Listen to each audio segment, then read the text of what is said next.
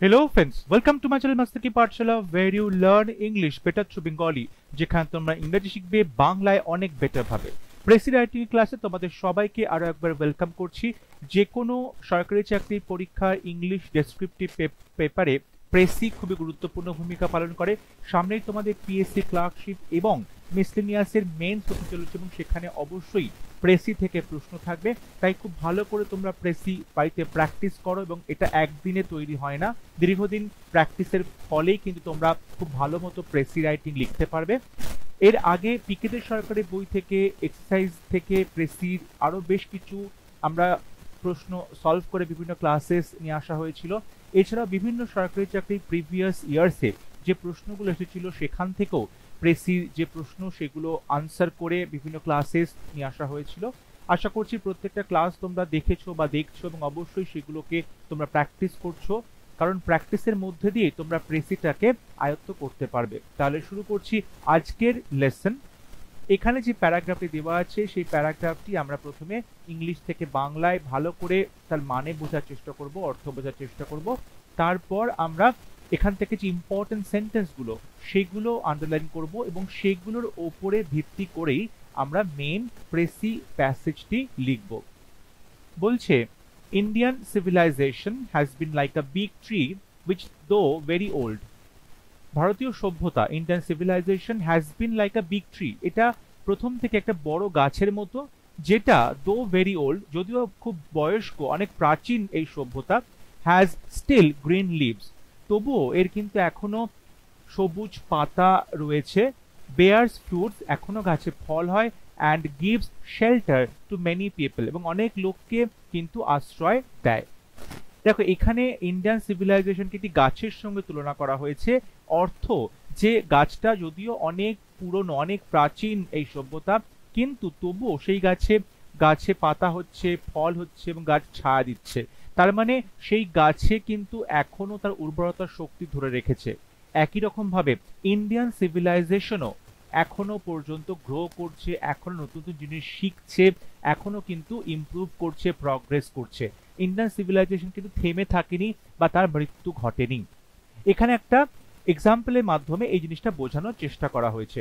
Historians tell us that many influences have gone to the making of this civilization, এবং ঐতিহাসিকরা বলে থাকে যে ভারতবর্ষের এই যে সিভিলাইজেশন বা ভারতীয় সভ্যতা সেটা তৈরি করতে গিয়ে কিন্তু অনেক ইনফ্লুয়েন্সেস আমরা দেখতে পাই, প্রচুর প্রভাব আমরা দেখতে পাই, যে বিভিন্ন ফরেন যে কালচার, বিদেশি শক্তি, তাদের এক একটা করে প্রভাব রয়ে গেছে ভারতীয় সভ্যতার উপরে। The people who lived at Mohenjo-daro contributed something to it. Mohenjo-daro Harappa সভ্যতা, সেই মহেঞ্জোদারো সভ্যতায় যে লোকগুলো বসবাস করত তারাও কিছু কন্ট্রিবিউট করেছে। Then came the Aryans who perfected it after the Dravidians had made their own contribution. তারপর আর্যরা আসলো, তারপর দ্রাভিডিয়ানসরা আসলো, এরকম করে কিন্তু দেখা যাচ্ছে যে বিভিন্ন বিদেশি শক্তি তারা বারবার ভারতবর্ষে আসছে এবং ইন্ডিয়ান সিভিলাইজেশনকে এনরিচ করছে। দি পার্সিয়ানস, দি গ্রিকস, দি মুঘলস অ্যাডেড সামথিং টু ইট, এবং তারপর পার্সিয়ান, গ্রিক এবং মুঘলরা আসলো ভারতবর্ষে।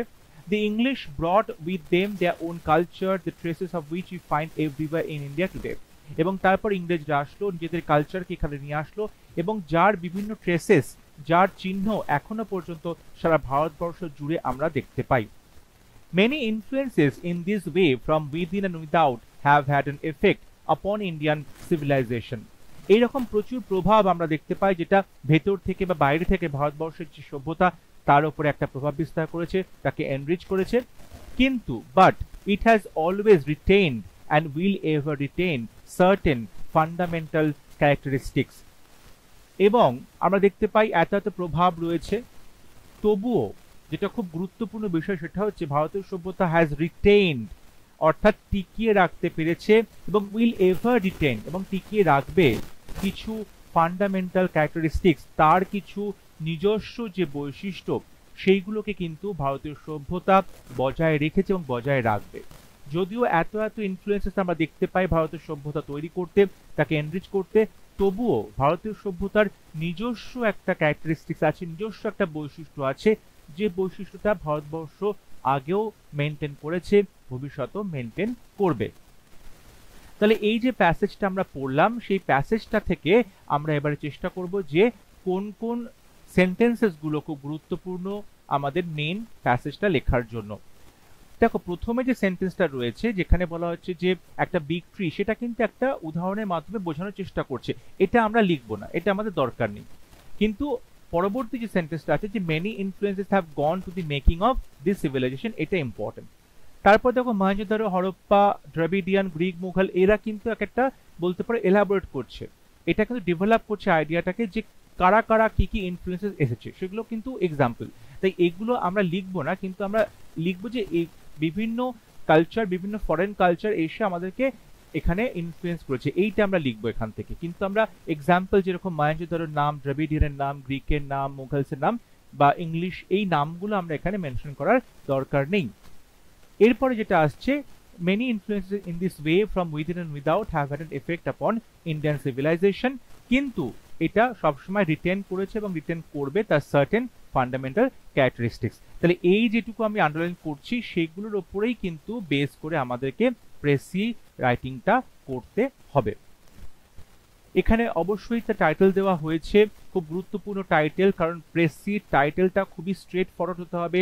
প্রেসিতে যেটা বলতে চাই যে সেন্ট্রাল আইডিয়া, সেটাকে নিয়েই তার টাইটেল লিখতে হবে। তাই টাইটেল দেওয়াটা খুবই গুরুত্বপূর্ণ, খুবই ক্রুশিয়াল, কারণ টাইটেলের জন্য পরীক্ষাতে এক্সট্রা মার্কস থাকে, এবং যদি টাইটেলটা ভুল হবে তাহলে কিন্তু পুরো প্যাসেজটাই ভুল হবে, কারণ এক্সামিনার বুঝতে পারবে যে তুমি মেন আইডিয়া বা সেন্ট্রাল থিমটা বুঝতে পারোনি, তার মানে তোমার আন্ডারস্ট্যান্ডিং এর প্রবলেম আছে, তাই জন্য ওখানে কিন্তু নাম্বার ডিডাক্ট করার অনেকটা চান্স বেড়ে যায়।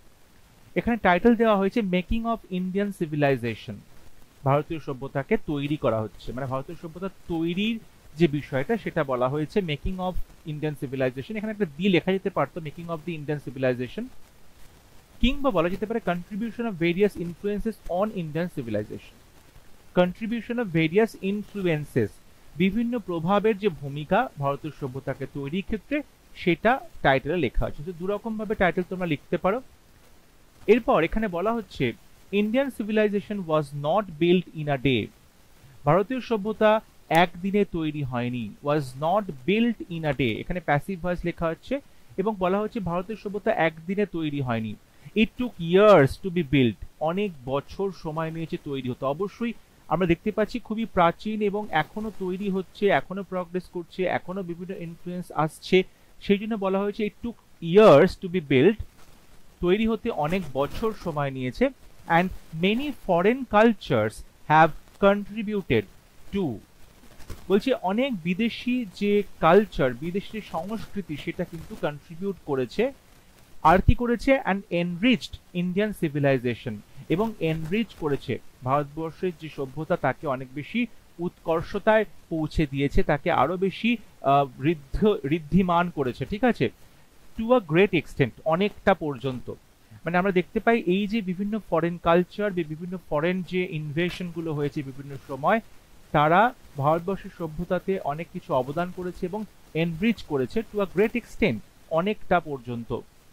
ইয়েট, তথাপি, it has preserved it's basic nature to the core, তবুও ইট হ্যাজ প্রিজার্ভ, এটা সংরক্ষিত রাখতে পেরেছে, সংরক্ষণ করেছে ইটস বেসিক নেচার, নিজস্ব যে তার বৈশিষ্ট্য, নিজস্ব যে তার পরিচয়, সেটাকে টু দ্য কোর, একদম কেন্দ্র পর্যন্ত, মানে একদম অন্তঃস্থল পর্যন্ত, অর্থাৎ ভারতীয় সভ্যতার একদম অন্তঃস্থলে যে বেসিক নেচারগুলো আছে সেগুলোকে কিন্তু খুব ভালো মতো প্রিজার্ভ করতে পেরেছে। এইভাবে প্রেসি রাইটিংটা আনসার এখানে আমি লিখেছি। তোমরা অবশ্যই তোমাদের আনসার কমেন্টে লিখে পাঠাতে পারো, এবং যদি মনে হয় কোনো ইম্পর্টেন্ট পয়েন্ট বাদ দিয়েছি তোমরা অবশ্যই কমেন্টে আমাকে সেটা জানাতে পারবে। যদি ভিডিওটি ভালো লাগে তাহলে অবশ্যই ভিডিওটি লাইক করবে, শেয়ার করবে এবং আমার চ্যানেলটি সাবস্ক্রাইব করতে ভুলবে না। পরবর্তী লেসনে খুব শীঘ্র দেখা হবে, ততক্ষণ সবাই ভালো থাকবে, সুস্থ থাকবে। Thank you.